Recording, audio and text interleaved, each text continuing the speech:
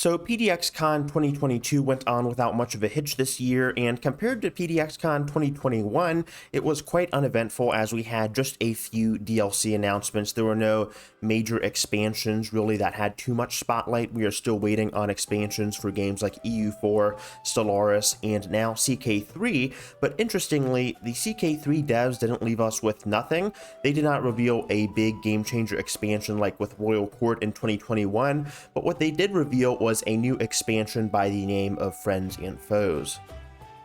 So Friends and Foes launched in quite a predicament because it is one of the first DLCs for CK3 to be around $5, being one of the cheapest and most affordable, and it also promises to rework quite a lot with only a $5 price tag, pledging to rework things like familial relationships, adding more childhood flavor, and trying to tackle a lot of the downtime with over 100 custom events. However, if you take a gander at the review page for Friends and Foes, it tells a very similar story to the Royal Court expansion, which had a lot of promises, none of which it really ended up fulfilling aside from really that cultural immersion factor. And with Friends and Foes, it seems people are having some very similar problems, unfortunately, when it comes to actually getting into the story events. Now, there is one big overarching theme that most of these negative reviews have, and that is that for $5 for basically a bunch of text dumps, it is not too immersive, and the mods themselves from the CK3 modding community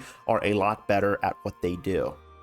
Not only are most of these mods easy to install, but they can be quite complex while not costing a single cent on the player. This mod, for example, Viet, adds over 888 new events compared to the paltry 100 or so that Friends and Foes offers.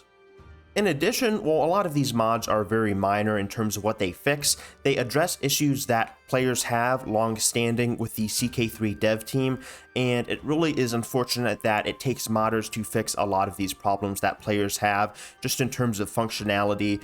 ease of access with the UI, and providing more colorful tooltips to kind of explain for newer players how to go about playing your first CK3 campaign. Coming from someone that has played both vanilla and modded CK3, while I did enjoy my first Friends and Foes campaign where I played from Count to King as I usually do, I couldn't really discern the difference between vanilla events and modded events, as I found that at least with some of the mods they had very high quality writing that was indistinguishable from the base game, if not better.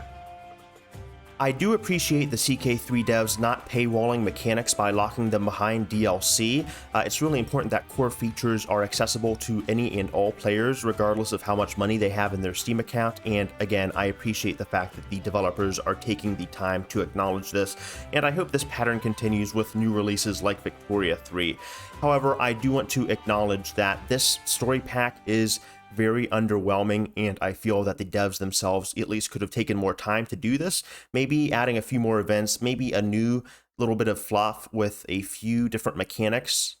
but I don't know if they would still be able to keep that low $5 price tag. If you enjoyed this quick little CK3 review, please make sure to check out my coverage on more CK3 stories like my review of the Royal Court, which you can find in the top right hand corner of the video, as well as coverage for some other games like Humankind and Civilization 6. Additionally, by clicking on the community tab, you can stay updated and vote in polls that I cast deciding on which video and topics I'm going to cover next. Thank you all so much for watching. I love you guys and I hope to see you later. All right, peace.